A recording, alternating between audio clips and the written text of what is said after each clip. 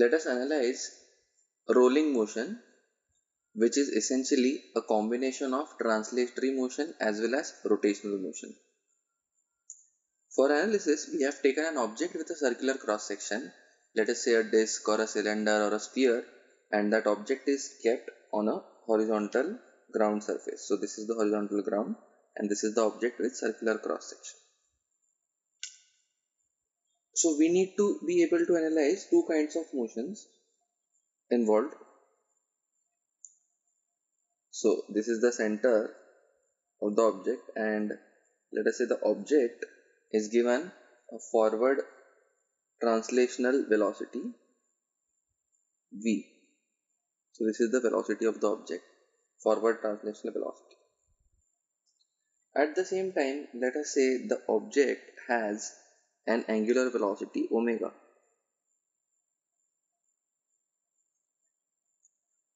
Now every point on this object can be considered to be undergoing two types of motion.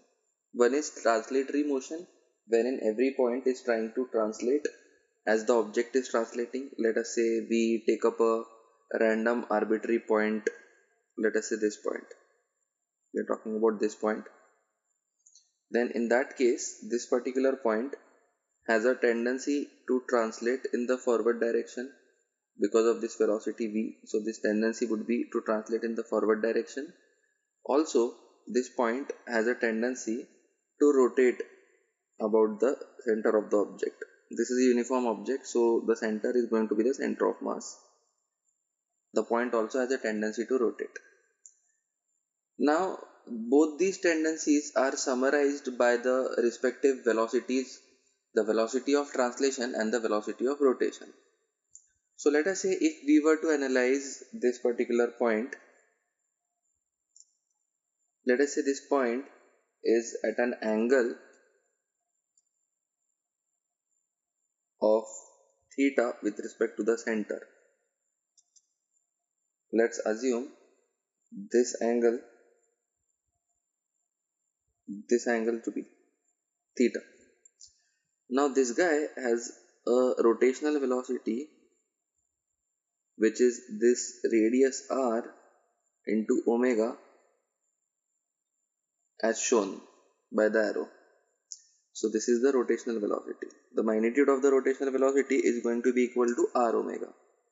This comes from the kinematics of circular motion, namely the fact that tangential velocity is going to be equal to r omega. Now at the same time, this particular point also has a tendency to move forward. So this forward motion tendency of this point is summarized by the translational velocity v. So if we are just analyzing this particular point, let us say x. Now for the point x, there are essentially two tendencies. One tendency is to move here as shown with velocity r omega, and another tendency is to move forward or translate with velocity v. So the net effective velocity of the point x will be given by the vector addition of these two velocities. So we'll have to complete the parallelogram law. We have to complete the parallelogram as per the parallelogram law, and we would have to find the velocity of this point x by vectorial addition. So that is the way to proceed. Now there are certain points on this circle or circular cross section that are of special interest to us. The most important such point is the bottommost point. We will soon see that the velocity of the bottommost point, which is the point in contact with the ground, this point, let us say point P, the velocity of point P is going to define the type of rolling motion.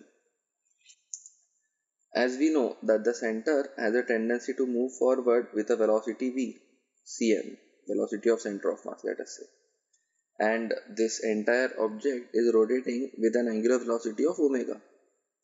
So the point P, which is the bottommost point, will have two tendencies.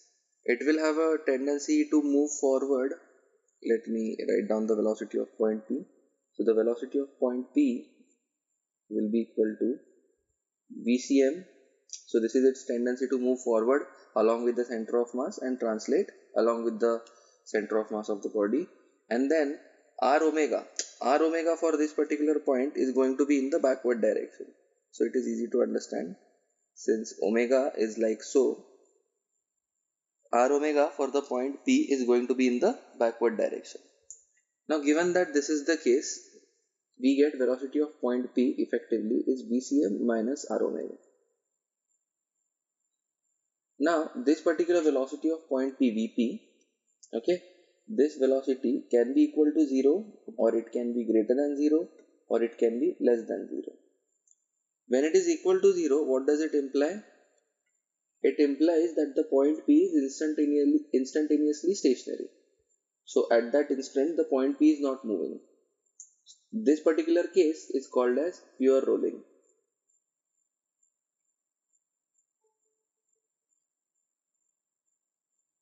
Also called as rolling without skidding or rolling without slipping. So in this pure rolling case, point P is instantaneously stationary.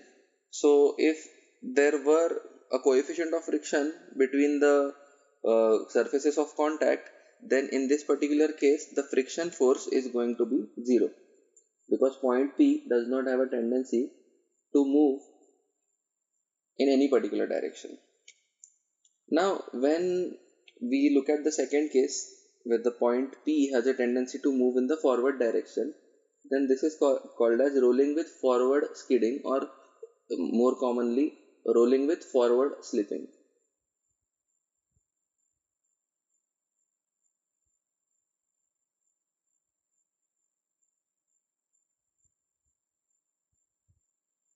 Here the friction force is going to be less than 0, meaning since the point P has a tendency to move in the forward direction, the friction is going to get applied in the backward direction, like so.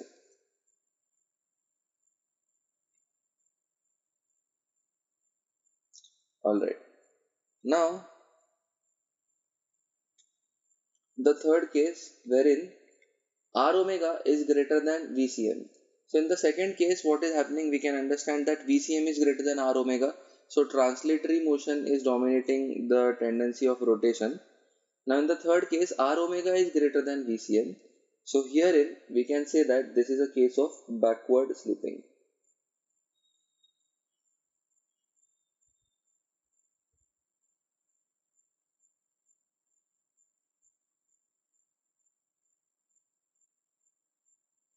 So since the point P has a tendency to move backwards, the friction force is going to be in the forward direction, or greater than 0. So here we can say friction is backwards.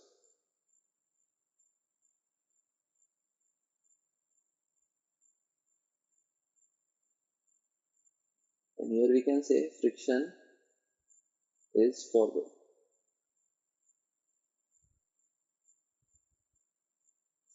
The force of friction always tries to oppose the tendency of relative motion between surfaces of contact. During this entire analysis, we have assumed that the surface of contact, which is the ground, this surface of contact is absolutely stationary, and this surface of contact is not moving. In some typically higher order thinking advanced questions, we may have to encounter situations where the surfaces of contact are also moving. So a generic tip in order to encounter such questions would be this: velocity of point P has to be written with respect to the surface of contact in order to understand whether it is pure rolling, forward slipping, or backward slipping. So this velocity has to be written with respect to the surface of contact.